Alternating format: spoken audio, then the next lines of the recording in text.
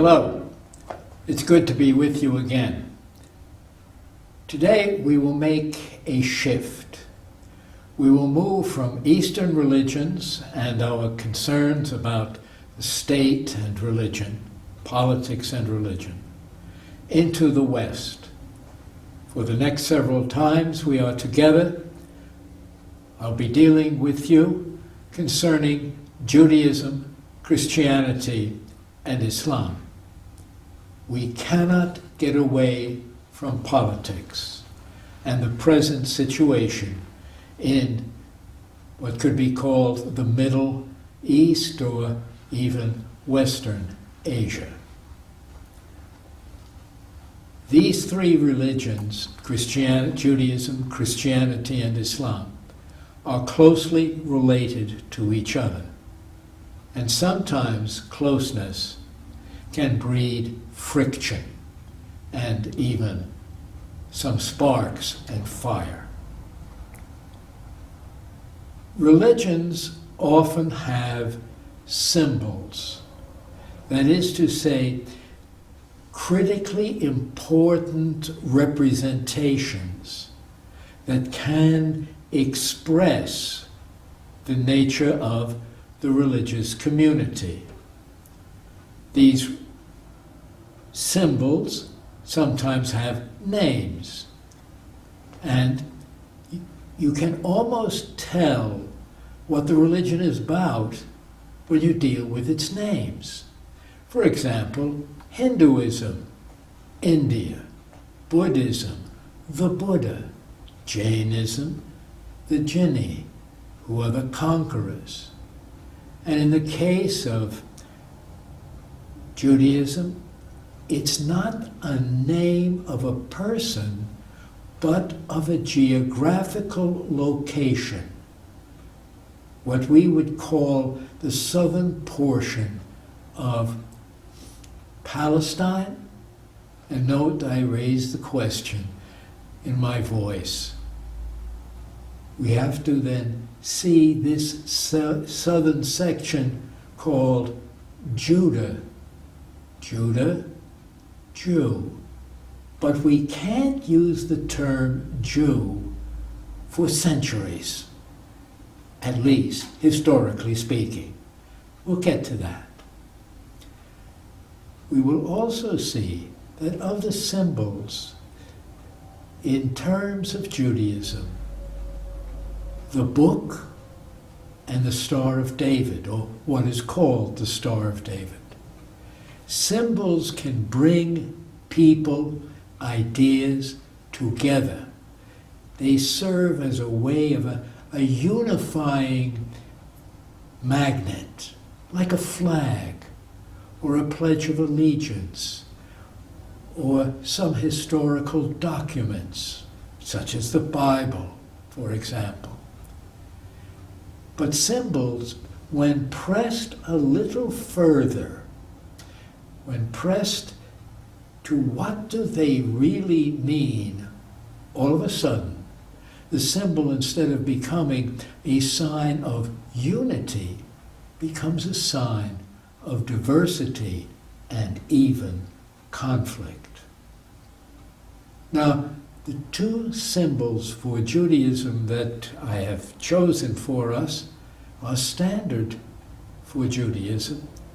One is the scroll of a biblical text. The scrolls were usually written on papyrus or, in more recent ancient times, on parchment. And you can see that in this, and we'll see again in another setting, we will see a scroll again. There are columns, and it's not a book. We're not at books yet. A book will be called a codex, and that's where the pages are put together and then sewn together. In a scroll, there will be sections that are then pasted one right after the other so it can be rolled up. It's convenient to have a scroll. better than having a clay tablet is with cuneiform, but yet it still is bulky. We need to get books. You'll see. It's the interpretation of what the book says, which both unites and divides Jews and Christians and Muslims, as we will see. In addition, there is what is called the Star of David, a six-pointed star. It really is an ancient mathematical symbol, and that you can find in various Hindu cultures and Buddhist cultures as well. It's not particularly Jewish. In fact, it's not particularly religious, except it got attached to the name of David, and who was a king in ancient Israel. Now, it today is a very powerful political symbol. The flag of the state of Israel is the Star of David. And instead, for example, in this country of Israel, instead of really having a red cross on an ambulance, it's the Star of David, the Magen David. Okay. That sets you up. Now, geography. The one slide indicates the general neighborhood. It carries over Egypt, the Sudan, the Arabian Peninsula, Iran, Iraq, Turkey. Now, try to find Palestine or Israel, whatever it may be called. Look at it. And if you spot a little tick of white, that's it. Approximately 100 and few miles long and 20 to 50 miles wide. That's not very big. It's about maybe the size really of the state of Vermont. And yet it has been the place for armies to march, for traders to have their caravans go across, and for religions and conflict to develop.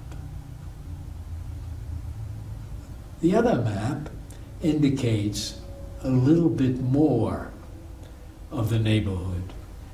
And now we can see Palestine, and I use the term Palestine here in a geographical sense. Whether it's Palestine or Israel is a political hot potato these days. But you see it as really surrounded by Syria, Jordan, Egypt, and the Mediterranean Sea. It's a land bridge. Whoever controls Palestine controls the access routes to Asia, to the east, to Europe, to the north, and to Egypt, to the south. The history of this region is that whenever any one of these other nations or peoples is strong, the people in that land bridge will be dominated, conquered, made vassals, dependencies of the big nations. And whenever any two of those big nations gets involved and powerful, then the people on the land bridge get trampled. They become a battleground. On the other hand, whenever the neighbors are weak, then the people on that land bridge can breathe and even flourish. That will happen a few times in the history of the Palestinian land bridge. The land bridge and politics. Without going into a lot of the history, the complicated history, we have to recognize that that whole region, from what today we would call Turkey and Iraq, Syria, even Egypt and the Sudan, were part of the Ottoman Empire. The Ottoman Empire extended from about 1300 to 1923. It fell apart, largely as a result of the First World War, when the Ottoman Empire took the side of the Central Powers of Germany and the Austro-Hungarian Empire. And in the fragmentation of the collapse of the Ottoman Empire and the beginning of the Republic of Turkey today, pieces were broken off. And, frankly, treachery, secret dealings between England and France, along with the Italians, carved up sections of the Ottoman Empire and as spheres of influence and as mandates, or to be governed by the French and the British and to a lesser extent the Italians in the aftermath of the Ottoman Empire. And so the French got Syria, which today would be Syria and Lebanon, and the British got Palestine, which today is Jordan, and the state of Israel, and the Palestinian Authority. In 1947, because of other political developments and rebellions on the part of Jewish settlers in the Palestinian Mandate, the United Nations drew up a partition plan so that there would, or several partition plans actually, in which there would be two independent states plus Jerusalem as an international city.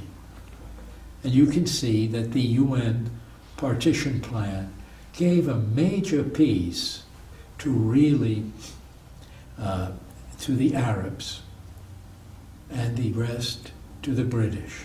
The rest to the Israelis. As soon as that came, and in 1948, when it was supposed to be enforced, there was war. The Arab states surrounding did not recognize this. They called it the catastrophe. And as a result of the war in 1948, the establishment of the Jewish state of Israel, and then the Jordanian continued states of the Palestinians. Big mess. And that may be the subject of yet another course that the Wise Institute may develop. But you see, on the other side is the result of conflicts today. And where you see the green, that would be the Arab, and that's Muslims and Christians, vis-a-vis, in contrast to the Jewish state of Israel. The state of Israel is building a wall around the Arabs. They say it's for protection, and to some extent that is true. And they are now putting in settlers, so that what would have been the Palestinian state is now really being taken over, and instead of a two-state solution, it looks as if it will be a one-state solution instead. Conflict is the fate of the land bridge. The chart indicates where people are. Worldwide, there are about 15 million Jews in the world. Nearly half of them live in the United States. And along with that, we have to remember that that other half of 6 million Jews living in Israel. What's missing are 6 million who were exterminated during what is called the Holocaust, or more properly, the Shoah. On the other side, the slide indicates where there are other people in the land. These are mostly Arabs who are both Muslim and Christian. In the occupied territories, as it is called, this is the Palestinian Authority on the west bank of the Jordan River. There are approximately 4 million Palestinians. In East Jerusalem, and on the West Bank, about another 2,500,000. And on the Mediterranean coast, today blockaded by the Israeli Navy, is the Gaza Strip of 1,000,000, nearly 500,000 people.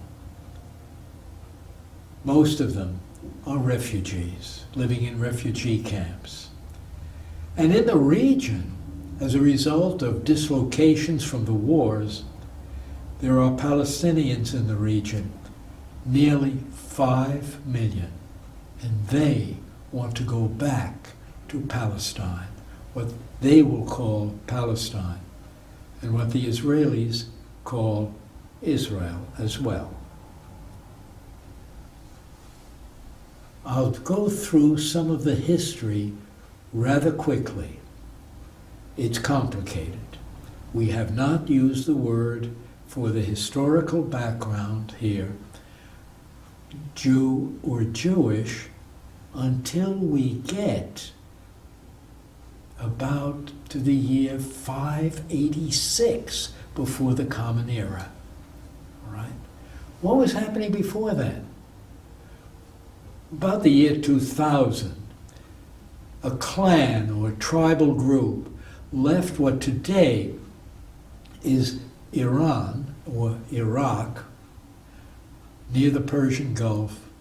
They were pushed out of their land by other invaders, and they started to travel up through Syria. And around the year 1900, we think, now this is before the Common Era, a group broke away and went into that territory we call the land, I've been calling the land bridge. It was called then Canaan. Many different peoples lived there. And these people who went in had heroes like Abraham and Isaac and Jacob. They got a foothold in the land, some to the north, some to the south, and others in the middle. That middle group had one of its heroes, we think, not only Abraham, Isaac, and Jacob, but somebody named Joseph. Around the year 2000, before the Common Era, a group left what today would be called Iran or Iraq and began to move, probably dislocated by other invaders who pushed them out. They began to move up through Syria, and then one group broke away and went to the land bridge. It was then called Canaan. Different peoples lived there, several different tribal groups, each one trying to eke its way out and to survive in a climate of violence as well as even famine. Around the year 1735, there was a famine. And we think that One of the groups that came in that group about 2000, one of those groups who had as heroes Abraham, Isaac, Jacob, and Joseph, left Canaan and went to Egypt for food. And Joseph became a major figure in the government that then was ruling Egypt. There were two other groups, one in the north and one in the south of Canaan, which remained there. They got along with each other, but there was rivalry, even though they had similar heroes, Abraham, Isaac, and Jacob, and soon Joseph. The Joseph group, along with others, because of political changes in Egypt, soon found themselves being made forced laborers by a new Egyptian government. And around the year 1300, 1290 we think, through the leadership of a man called Moses. That's an Egyptian name, by the way. That Moses and his brother Aaron, Moses in Arabic, Musa, Aaron in Arabic, Harun, led a people out of Egypt as an escape route into the Sinai desert. And there, this mixed multitude of former forced laborers and slaves, some of them related to those who were in Canaan, some of them were Ethiopians who were black. Indeed, Moses will marry an Ethiopian woman in the course of that period in the desert. They entered and then made a major step forward. They went to what probably was an active volcano called in the Bible Mount Sinai. And there they made an agreement with a God, the God who claimed that he had been the God of their fathers, of Abraham, Isaac, Jacob, and Joseph, and Moses and Harun. And in this covenant, in this agreement, this God pledged to be their guide, their helper, their protector, as long as they were his people doing his will. And told them, you once were no people. You once had nothing. I brought you out of the land of Egypt, and I am creating you as my special treasure. And gave them commandments and ways of life in order to live. This group from Mount Sinai, the Joseph-Moses group, went into what we today would call Jordan, on the eastern side of the Jordan River, crossed over, met up with the other northern and southern groups, and there formed a united grouping, a confederation that took the name Israel. Long story made short, sometime between 1030 and 922, this confederation developed into a kingdom, a united kingdom. And the first king was named Saul, more or less a tribal chieftain. And his name in Arabic is Talut. He was followed by a shepherd who then was part of Saul's entourage. And that man's name was David, Dawood in Arabic. And his son was, his successor was Solomon in Arabic, Suleiman. And the half was really Suleiman's or Solomon's rather dumb son, who did not listen to his advisors, Rehoboam, with the result that he overtaxed the people and they revolted. And the northern group broke away. They took the name Israel. The southern group stayed loyal to Jerusalem and to the kings that came out of the family of David. And they took the name of really the larger tribe, Judah. And eventually, that's going to be the people who were followed in the rest of the biblical material, at least Jewishly speaking. The northern kingdom careened along from 922 to 722, when another kingdom smashed them. This was a kingdom that came out of northern Iraq, the Assyrians. Assyrians, not Syrians, Assyrians. Their capital was Nineveh, which is a city still in Iraq today. They destroyed the northern kingdom, and their policy was to take survivors and deport them and scatter them throughout the Assyrian Empire. And these 10 tribal groups that made up the northern kingdom called Israel assimilated. They just disappeared.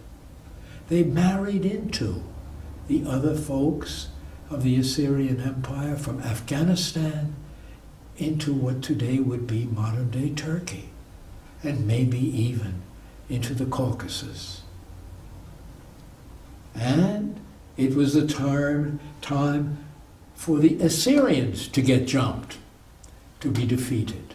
And they were defeated by the Babylonians, who had a different policy. The Babylonians came in, tried to rule peacefully, that is, those whom they conquered, but there were revolutions in Judah, and the Babylonians smashed the revolutions. They destroyed Jerusalem in the year 586, and the temple that had been the focal point of Israelite religion. Their policy with captive people was different. They took leaders and marched them across the deserts to what today would be modern-day Iraq, ancient Babylonia.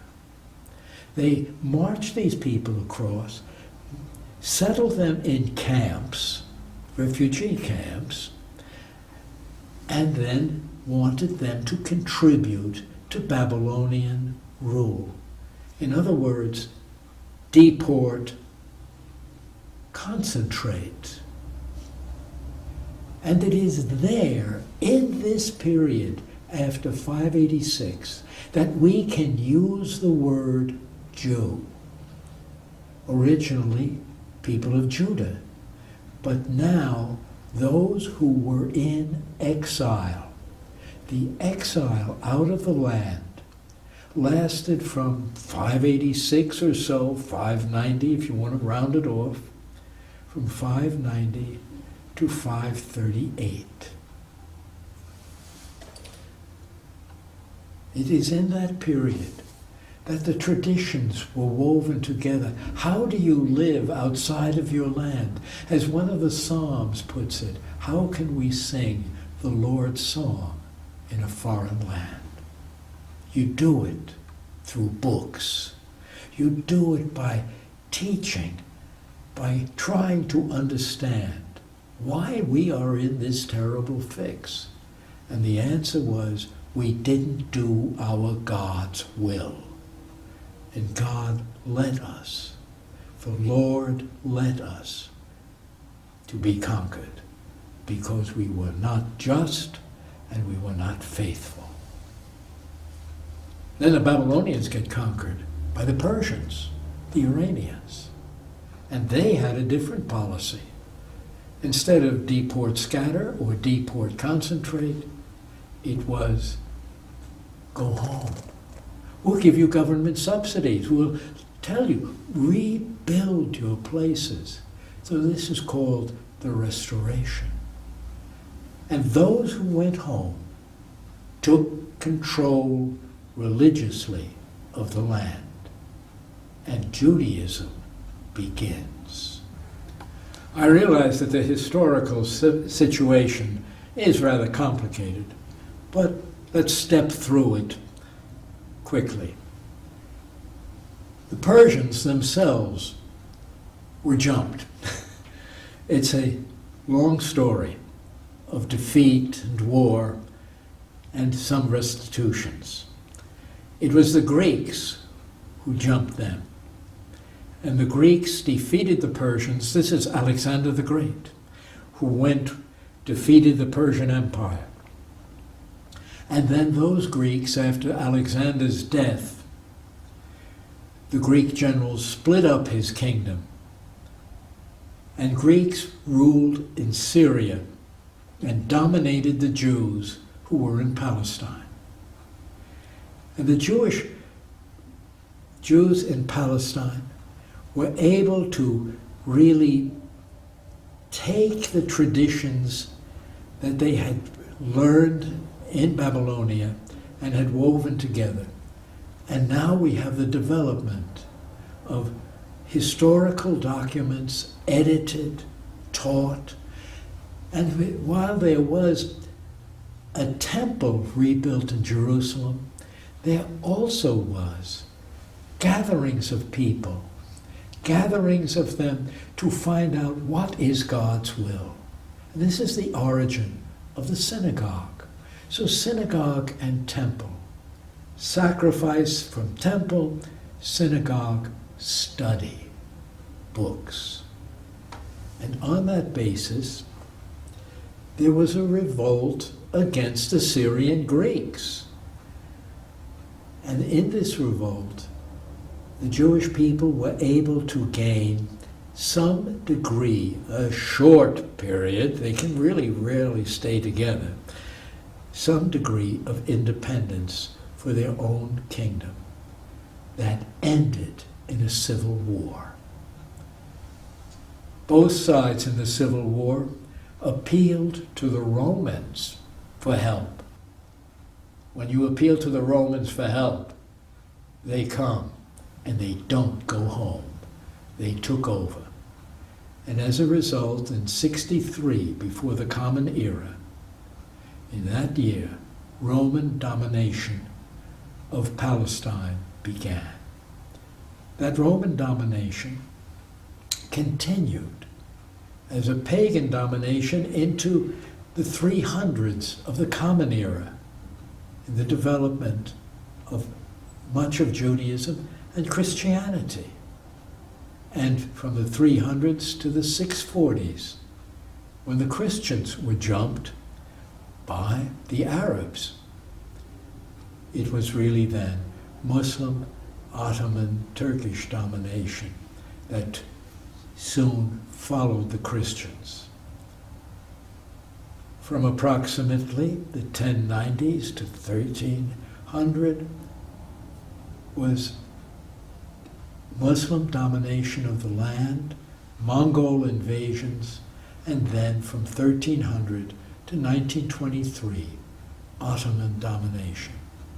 After 1923, as I had indicated already, the League of Nations mandate, and we begin in 1948, the mess of the present. Quick shapes on Judaism. You can divide Judaism modernly into three major periods. Early or formative Judaism, where there was an attempted balance between Jerusalem temple and local synagogue. But in the year 70 of the Common Era, there was a Jewish revolt and civil war against the Romans. And the Romans destroyed the temple in Jerusalem. It has never been rebuilt. This is really a critically important time. No more sacrifices, no more single focal point for the religion. From this point on, from 70 of the Common Era, Judaism becomes a religion of the book. From 70 to 1800, what we would call rabbinic Judaism. How do you interpret the book? You do it through teachers.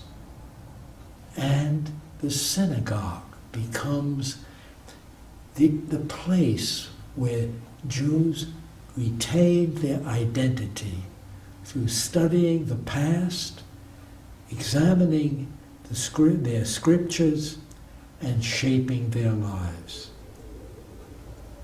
One of the things that was developed was really a Jewish spirituality, almost forced on them, because it was also a time of bigotry, violence, and separation of Jews from other people in Europe. And that was partially the late or modern Judaism to the present. As Judaism and Jews in Europe sought to become more independent of their traditions, they wanted to join the regular society. There was a Jewish Enlightenment alongside of the Enlightenment of reason and so forth that was part of Western Europe. But as Jews joined society, wanted to join society in the Enlightenment or Haskalah, when they were allowed by Napoleon to get out of the restricted areas that they were permitted to live in, as they began to move into society, European societies became much more nationalistic and racist. And there were rejections, disasters. There were massacres of Jews. And so Jews continued to disperse. The slide indicates some of the dispersions, the diasporas, the expulsions from Spain in 1492, from Portugal in 1497, from England really in the 13th century. So when Shakespeare writes the Merchant of Venice, there are no Jews in England. He has to make it a merchant of Venice, of Italy. Jews were permitted to return into England in really the 1650s. Jews responded by developing their own spirituality. It is in the period of this strange way of Christians trying to take over Palestine that Jews were continually persecuted by Christians, while generally speaking, in Muslim areas, there was broad toleration of the people of the book. There were restrictions. Couldn't have weapons, couldn't ride horses. A horse is really the modern equivalent, the ancient equivalent of a tank. And now you can see that there were, as a result of nationalism, 3 ways of handling Jews. In Christian-based areas, the situation for Jews was much more difficult. I can characterize these as, you shall not live among us as Jews, so convert or get out. That was a policy that was followed in numerous European countries with it. The second policy was, you shall not live among us. And that really was a serious expulsion, such as that of the Jews and the Muslims from Spain in 1492, Portugal 1497. with that. And the third stage, you shall not live, extermination. This was a policy that was actually started in Nazi Germany in 1942, and approximately 6 million persons were exterminated. Personally, this is a very difficult part for me. Well, you see, I come from a German family. I am an immigrant, a German immigrant. While I was only an infant when entering the United States, and our family was regarded as enemy aliens during the Second World War. And I remember the war, at least the reports that were given to us in newspapers. I knew where my grandparents were, where cousins and uncles were. One uncle missing in action in Danzig, now today Poland. My father's youngest brother, whom I am supposed to, was told constantly that I was like him, physically, was a dyed-in-the-wool Nazi, missing in action in Bulgaria. My mother's only brother, killed, families bombed out, others killed in action, and of really disease. I have felt very deeply the weight of what is called the Shoah, or the Holocaust. I tell you a story. When I was a younger man, I was a part of I made the study of Second World War and made the study of Judaism a way in which I tried to grapple with the horror of the Vernichtungslager, of the extermination camps. There were 6 of them. And how this nation could have become so crazy in its way. And I went to a conference, a week conference, sponsored by a Jewish organization, for those of us who taught biblical and historical things dealing with Judaism. And there were Jewish leaders as well as the rest of us who were college professors who were there. And one rabbi recognized that I was feeling deep distress. And he came to me, and Chaim Posner is his name, long ago. And he said to me, Walter, you cannot bring them back to life. But what you can do is to make sure that every Jewish student you have leaves you as a better informed Jew and has the capability and the incentive to be a better Jew. That's what you can do for the new generations.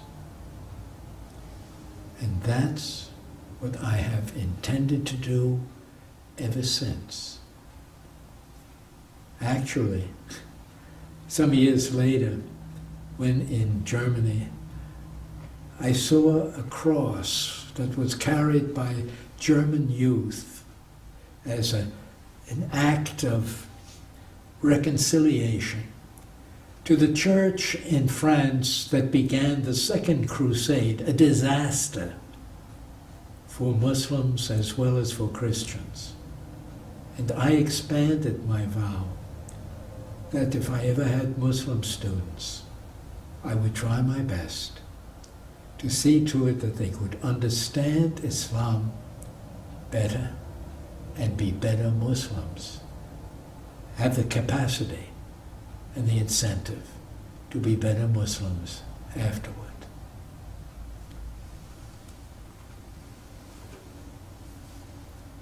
The solutions? Some said the solution was the establishment of Israel as a new state. They called it Zionism. And you can see that the Zionist approach was old, a response to persecution. And today, for many Jews, that the state of Israel is the only last refuge they have. And we are now in a time, terrible time, of really two peoples struggling in the same land. Can they find peace? Maybe a lot of it depends upon the rest of us making vows religiously and determinedly to keep peace going. Thank you.